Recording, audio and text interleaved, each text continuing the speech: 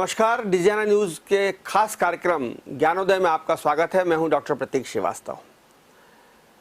भारत में पहली बार national centre university entrance test होने जा रहा है, CEUT। ये देश में पहली बार होने जा रहा है। विश्वविद्यालय में प्रवेश लेने के लिए सारे विद्यार्थियों को देश का एक टेस्ट देना पड़ेगा, जैसे कि जेई देते हैं, जैसे कि नीट देते हैं। ठीक उसी तरह से विश्वविद्यालयों में प्रवेश लेने के लिए CEUT एग्ज़ाम देनी पड़ेगी और इस एग्ज़ाम में प्राप्त अंकों के आधार पर विद्यार्थी को विभिन्न विश्वविद्यालयों के विभिन्न पाठ्यक्रमों में प्रवेश मिलेगा। चूँकि UGC ने ये निर्णय पहली बार लिया है, इसलिए ये महत्वपूर्ण एग्ज़ाम हो गई है। और इस एग्ज़ाम में प्रवेश के तरीके क्या हो सकते हैं, इस एग्ज़ाम में अधिकतम अंक लाने का तरीका क्या हो सकता है, वो कौन सा गुरु मंत्र है जिससे इस एग्ज़ाम में हम सफलतापूर्वक प्राप्त कर सकते हैं, उसी को जानने के लिए आज हमने हमारे स्टूडियो में एक खास मेहमान श्री अजय बंसल को आमंत्रित किया है। अजय बंसल लंबे समय से कोचिंग व्यवसाय में हैं। आप को फाउंडर हैं, CEO हैं CH एज मेकर के। CH एज मेकर एक ऐसी पुरानी संस्था है जो बरसों से बच्चों को CMAT और CAT और MBA के विभिन्न एग्ज़ामों की तैयारी करवाती है।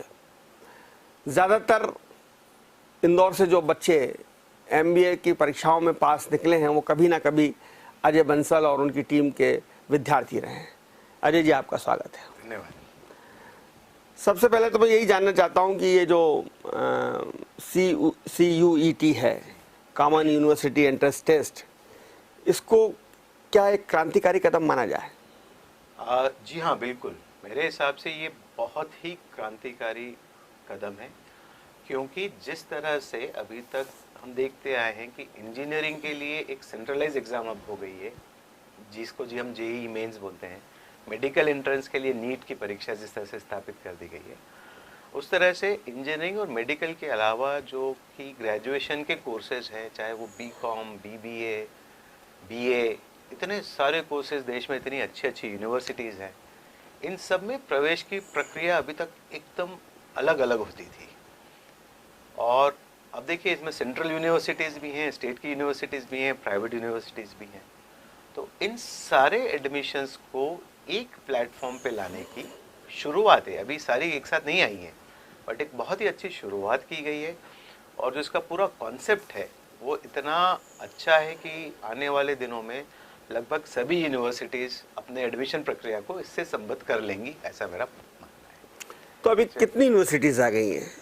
आप कह रहे हैं कि सारी यूनिवर्सिटीज़ नहीं आई हैं। देखिए, ये पहला साल है, अभी मात्र 1-1.5 महीना पहले अनाउंस की गई है। क्या ये विश्वविद्यालयों को के लिए ऐच्छिक है कि वो चाहे तो जुड़े हो, चाहे तो ना जुड़े? कुछ के लिए ऐच्छिक है। जैसे हमारे देश में हम 44 सेंट्रल यूनिवर्सिटीज़ मानते हैं, वो तो सारी चूंकि UGC के अंडर में आती हैं और UGC ने ही इस एग्ज़ाम को तो वो तो है ही, तो वो 44 हैं।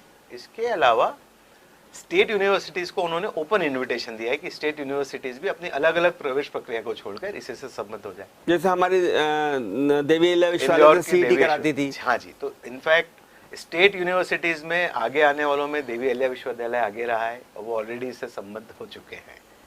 तो इस तरह से करीब सभी देखेंगे हम तो 70-80 यूनिवर्सिटीज़ ऑलरेडी पहले साल में अंडरग्रेड एडमिशन के लिए, UG एडमिशन्स के लिए इससे सम्मत हो चुकी हैं। इससे क्या फ़ायदा होगा विश्वविद्यालयों को? मैं कह रहा हूँ विश्वविद्यालयों को क्या फ़ायदा होगा। अभी हर विश्वविद्यालय को अपनी पूरी प्रवेश प्रक्रिया अलग से करने के लिए अपना पूरा नो हाउ, अपना स्टाफ, बहुत सारी चीज़ें उसमें लगानी पड़ती थी। अब एक तरह से ये आउटसोर्स थर्ड पार्टी एग्ज़ाम हो जाएगी, पहला। दूसरा, हम देवी अहिल्या विश्वविद्यालय को अगर उदाहरण लेकर के देखें तो CET की जो परीक्षा कराते थे उसमें लिमिटेशन था कि देश भर में कितनी जगह सेंटर बना सकते हैं। ज़्यादातर सेंटर मध्य प्रदेश में होते थे और कुछ आसपास के राज्यों में कुछ और सेंटर होते थे। अब ये सेंट्रलाइज एग्ज़ाम हो रही है तो पूरे देश में सब दूर होगी। तो आप मान के चलिए, आसाम का बच्चा, बंगाल का बच्चा, केरल का बच्चा, तमिलनाडु का बच्चा भी CUET का फॉर्म भर के और उसमें टिक कर देगा कि मैं देवी अहिल्या विश्वविद्यालय में भी प्रवेश लेना चाहता हूँ। तो विश्वविद्यालयों के पास विश्वविद्यालय के पास आएगा, देश भर के छात्रों को पढ़ाने का मौका मिलेगा एडमिशन लेकर के। आसान हो गया उनके लिए देश भर के छात्रों को अपने यहाँ प्रवेश देने का। और दूसरा ये भी है कि विश्वविद्यालय को एक अच्छा स्टफ मिलेगा ऑल इंडिया लेवल का। बिल्कुल, बहुत अच्छा है। मैं आपको उदाहरण देता हूँ, जैसे कि देवी अहिल्या विश्वविद्यालय की जो सीईटी परीक्षा होती थी, इसमें जो यूजी वाली एप्लीकेशंस आती थी हर साल, वो मुझे जहाँ तक ध्यान है सर्वोत्तम एप्लीकेशन किसी एक साल में आई है यूजी के लिए तो करीब 12,000 आई है, अंदाजन बता रहा हूँ।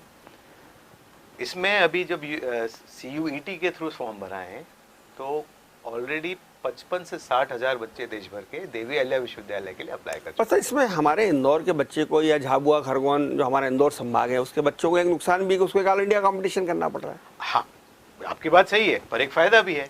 वही बच्चा जो आज अभी तक दिल्ली विश्वविद्यालय, जामिया मिलिया, बनारस हिंदू यूनिवर्सिटी में अप्लाई करने में हिचकता था क्योंकि उसकी पहुंच से दूर होती थी, उनकी प्रवेश प्रक्रियाओं के लिए उसको दर ठोकर खानी पड़ती थी, वो अब यहीं बैठे बैठे उन सब यूनिवर्सिटीज में अप्लाई कर सकता है। और अगर तो उसमें उसके लिए टैलेंट होगा opportunity खुल और गई। नंबर होगा तो उसको DU में भी एडमिशन मिल सकता है और बिल्कुल। BHU में भी मिल सकता है। बिल्कुल, इसीलिए तो मैंने इसको क्रांतिकारी कदम कहा कि यूनिवर्सिटीज देश भर के स्टूडेंट को बुला पा रही है और एक छात्र जहां बैठा है वहां बैठ कर तो अब बच्चे को देश भर में अप्लाई कर अब बच्चे सकता को है। जो है 12th करने के बाद या BBA करने के बाद या ग्रेजुएट करने के बाद ऑल इंडिया कंपटीशन के लिए तैयार रहना पड़ेगा PG कोर्सेज के लिए, ये कहना चाह रहे हैं हम। हाँ, PG कोर्सेज के लिए, और ये तो UG के लिए अभी जो हम बात कर रहे हैं, ये UG के लिए। और CUET के ही 2 वर्जन आ गए हैं। पहला UG के लिए अलग, जिसकी अभी हम चर्चा कर रहे हैं, और अभी 3-4 दिन पहले ही मात्र फिर से अनाउंसमेंट हुआ है कि PG के लिए अलग प्रवेश परीक्षा CUET PG नाम से होगी। वो तो जुलाई के अंत में ये होगी। कंफ्यूजन क्या है छात्रों पेरेंट्स के बीच में इसको लेकर? कंफ्यूजन मैं बताता हूँ क्यों है, क्योंकि अभी तक की प्रवेश प्रक्रिया की जो व्यवस्था रही है वो 2 तरह से रही है। मैं UG की बात कर रहा हूँ। पहला, 12वीं की मेरिट के बेसिस पे, जो कि सालों से चली आ रही है, और देश के बड़े विश्वविद्यालय, दिल्ली विश्वविद्यालय जैसे विश्वविद्यालय भी, हम सुनते हैं कि कट ऑफ 98% गया, 99% गया। तो वो हमारा माइंडसेट पेरेंट्स का, बच्चों का बना है कि 12th बोर्ड बेसिस पे एडमिशन मिलता है, और कई विश्वविद्यालय हैं जो अपनी स्वयं की प्रवेश परीक्षा कराते थे। इसमें भी छात्र कंफ्यूज हो रहते थे क्योंकि कितने कॉलेज में अप्लाई कर सकते हैं, कितनी प्रवेश परीक्षा दे सकता है एक छात्र। अब जब ये नई चीज आई है तो पुरानी मानसिकता से बाहर निकल के और इस परीक्षा के हिसाब से देना, क्योंकि जो भी यूनिवर्सिटी एडमिशन दे रही है वो अपने अपने परिमाण के हिसाब से अपनी परीक्षा करती थी। कोई बोलता था हमें सिर्फ मेंटल एबिलिटी का टेस्ट लेना है, कोई बोलता था हमें सिर्फ लैंग्वेज का टेस्ट लेना है, कोई बोलता था हमें बच्चा जिस स्ट्रीम का है, साइंस वाला है तो हम साइंस के सब्जेक्ट पे टेस्ट लेंगे, कोई विश्वविद्यालय कहता था कि कॉमर्स का बच्चा है तो हम इकोनॉमिक्स और अकाउंटेंसी का टेस्ट लेंगे। इसलिए अलग अलग प्रवेश परीक्षाएं होती थी। CUET में एक ही परीक्षा में उन्होंने सारे ऑप्शन दे दिए। कोई विश्वविद्यालय चाहता है कि सिर्फ मेंटल एबिलिटी का टेस्ट दे तो उसमें एक सेक्शन उसका है, कोई विश्वविद्यालय चाहता है कि हम अकाउंटेंसी का टेस्ट लेना चाहते हैं BCom में एडमिशन देने के लिए तो उसका है। इस तरह से CUET की डिजाइन में 9 ऑप्शनल सेक्शन हैं, और कंफ्यूजन का जड़ अभी यहाँ पर है। जब बच्चे फॉर्म भर रहे हैं तो कौन सा सेक्शन हम टिक करें भरने के लिए, कौन सा सेक्शन हम दें, क्योंकि ऑप्शनल है, सारे सेक्शन देना जरूरी नहीं है। तो ये कंफ्यूजन जो है वही अभी तो परेशान बच्चे को ये चाहिए कि वो जो जिस स्ट्रीम का है, जो उसने पढ़ा हुआ है 12th में या ग्रेजुएशन में, उसी को लेना चाहिए उसको। लेना चाहिए। तो मैं जो कह रहा हूँ ना, पुरानी सोच क्या थी कि प्रवेश परीक्षा दे दें, उसके आगे देखा जाएगा। यहाँ पर थोड़ा सा सोचने का तरीका उल्टा हो गया है जी। जैसे कि पहले आपको ये देखना है कि मैं कौन सी यूनिवर्सिटी के कौन से कोर्स में एडमिशन लेना चाहता हूँ, और उनकी रिक्वायरमेंट क्या है कि कौन कौन से सेक्शन का स्कोर कार्ड होना जरूरी है। वो अगर उल्टा चलेंगे तो बिल्कुल क्लियर हो जाएगा कि मुझे 9 में से 3 सेक्शन का परीक्षा देनी है कि 4 की देनी है कि 5 की देनी है कि सिर्फ 2 की देनी है। और यही प्रक्रिया मैं छात्रों को सजेस्ट करता आया हूँ कि वो पहले एग्जाम फॉर्म ना भरें, पहले यूनिवर्सिटीज़ की वेबसाइट देखें कि हमें कौन से कोर्स में अप्लाई करना है, वहाँ से अपने आप रिक्वायरमेंट निकल के सामने आ जाएगी। अब इंदौर का देवी अहिल्या विश्वविद्यालय जुड़ गया जी। इंदौर का वो छात्र है, वो चाहता है कि वो अपने इंदौर की होम टाउन की यूनिवर्सिटी में पढ़ ले। जैसे कि पहले होता था, हम 12th करके निकले, इंदौर के कॉलेज में हमने एडमिशन ले लिया, MA में फिर हमने इंदौर कॉलेज में एडमिशन ले लिया, कहीं कोई बंधन नहीं। अब चूंकि ऑल इंडिया कंपटीशन है, सीटें भी कम हो गई, प्रेशर भी बढ़ गया है, और कुछ माता पिता की हैसियत नहीं कि वो बाहर पढ़ा सकें, तो उसको तो इंदौर में ही पढ़ना है, तो फिर उसके लिए क्या अवसर रहेंगे? मैं बताता हूँ, एक इम्पॉर्टेंट क्लैरिफिकेशन यहाँ पर है। ये जो देवी अहिल्या विश्वविद्यालय के जो एडमिशन हो रहे हैं, ये यूनिवर्सिटी के खुद के जो संस्थान हैं उनके लिए हो रहे हैं, जिनमें पूर्व में सीईटी की परीक्षा से होता है। जी हाँ, बिल्कुल। वो जो यूनिवर्सिटी से संबद्ध प्राइवेट कॉलेज जो अध्ययनशालाएं हैं, हाँ जी, हाँ जी, school of economics, school of physics, school of chemistry, IIPS, ये सब मिला करके, तो इनमें प्रवेश लेने के लिए तो CUET की तैयारी करना है। और ये CUET में देवी अहिल्या विश्वविद्यालय ने ज़्यादातर कोर्स के लिए सिर्फ 2 ही सेक्शन की पात्रता रखी है, तो छात्र को 9 सेक्शन ऑप्शनल के उस चक्कर में ज़्यादा नहीं पढ़ना है। क्या कुछ इसमें ये भी प्रावधान है कि स्थानीय व्यक्ति को या स्थानीय आरक्षण भी होगा कि भाई आप इंदौर के हैं तो आपको प्रायोरिटी ये है, ऐसा कुछ है? हाँ जी, इसका बहुत अच्छी बात पूछी आपने। CUET तो प्रवेश परीक्षा है, उसमें किसी भी तरह का आरक्षण परीक्षा के तौर पर नहीं है। परीक्षा के बाद स्कोर कार्ड आ जाएगा। जो जो विश्वविद्यालय प्रवेश दे रहे हैं वो अपने नियम के अनुसार ही देंगे, तो स्कोर कार्ड सब छात्रों का आ गया। उसके बाद उन्हें जिस भी तरह के रिजर्वेशन, जिस भी तरह का प्रायोरिटाइजेशन करना है जो पूर्व में करते हैं, छात्राओं के लिए अलग होगा, वो अपना फॉलो कर सकते हैं, अलग होता है, उसमें कोई रोक नहीं है। तो इसकी तैयारी CH एज मेकर्स कैसे कराता है? आप तो MBA के एक्सपर्ट्स माने जाते हैं, जो आपकी ख्याति है पूरे देश भर में वो इसलिए कि आप CMAT का, GMAT का एग्ज़ाम की तैयारी कराते हैं और CAT की तैयारी कराते हैं। अब ये जो नई परीक्षा है, इसकी भी तैयारी आप करा रहे हैं? जी हाँ, इसकी भी हम तैयारी करा रहे हैं।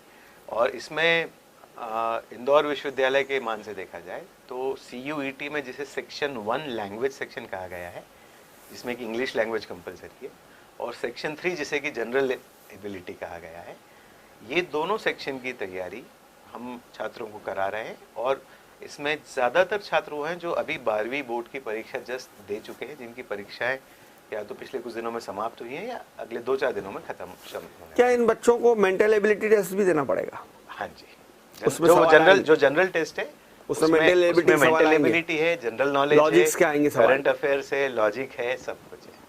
तो ये एक तरह से जो कहते हैं ना, मेंटल एबिलिटी टेस्ट का एक बहुत ही अच्छा रूप है, जिसको हम IQ टेस्ट भी कह सकते हैं।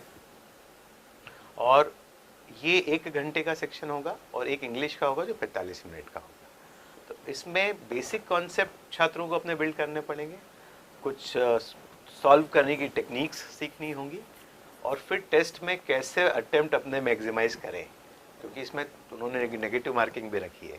तो उसके हिसाब से, और ये ऑनलाइन एग्जाम होगी? ये ऑनलाइन एग्जाम होगी, कंप्यूटर सेंटर पे जाकर के होगी। अब ऑनलाइन एग्जाम में जैसे पिछली बार देवी अहिल्या विश्वविद्यालय का हुआ था, क्रैश हो गई थी और वो सब गड़बड़ हो गया था, इसमें कुलपति धाकड़ साहब को हटना पड़ा था जी।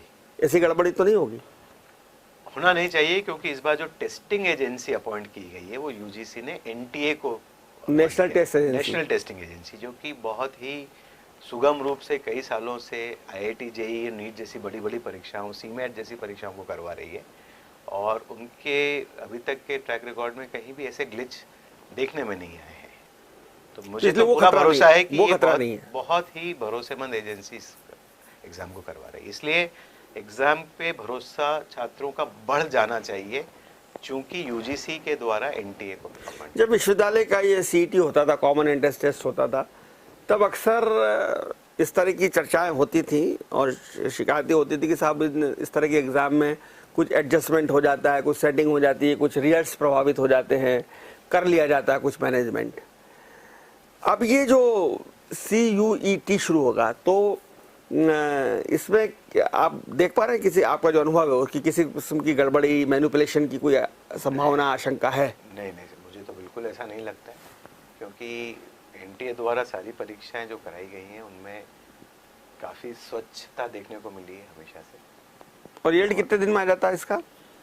इसमें रिजल्ट एग्जैक्टली कब आएगा नहीं, पर मेरा अंदाज़ा है कि एग्ज़ाम खत्म होने के 15 से 20 दिन में रिजल्ट आ जाना चाहिए। और इसका रिजल्ट आएगा, हर सेक्शन का स्कोर कार्ड आएगा अलग अलग। तो किसी छात्र ने अगर 3 सेक्शन की परीक्षा दी होगी तो उनको 3 स्कोर कार्ड मिलेंगे सेक्शन के, और फिर उस स्कोर कार्ड के वो स्कोर कार्ड फिर अलग अलग विश्वविद्यालयों को दे दिया जाएगा। उसके बेसिस पे हर विश्वविद्यालय अपनी मेरिट लिस्ट बनाए। जैसे अपने दर्शकों के लिए मैं उदाहरण के तौर पर दूंगा, CUET UG के लगभग 9 लाख फॉर्म भरे जा चुके हैं, और जितना मुझे सुनने में आया उसमें से 60,000 बच्चों ने इंदौर विश्वविद्यालय को ऑप्ट किया है। तो वो 9 लाख लोगों में से ये 60,000 लोगों की मेरिट देवी अहिल्या विश्वविद्यालय के लिए अलग बन जाएगी।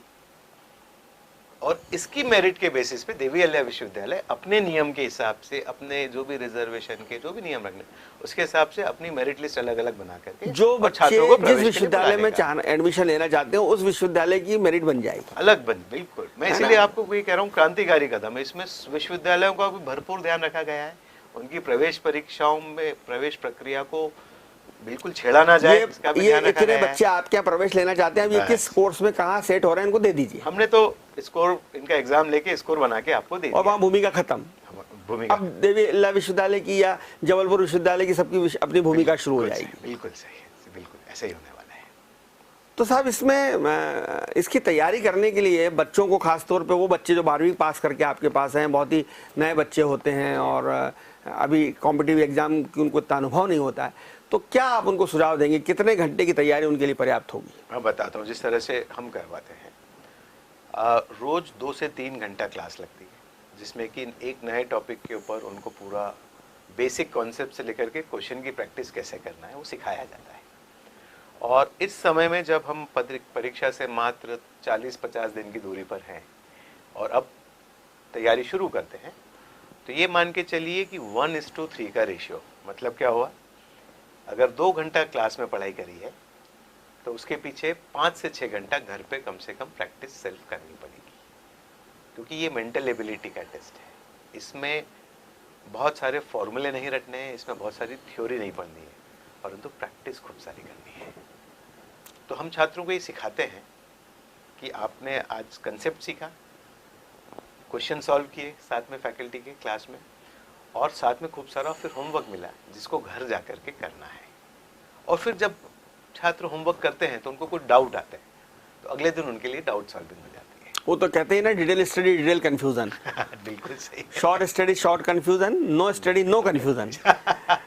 तो जब आप पढ़ेंगे तो आपको प्रश्न आएंगे, जिज्ञासा आएंगी, उत्सुकता आएगी, बिल्कुल, और फिर उसका आपको समाधान दूसरे दिन अपनी कक्षा में अपने टीचर से करना है।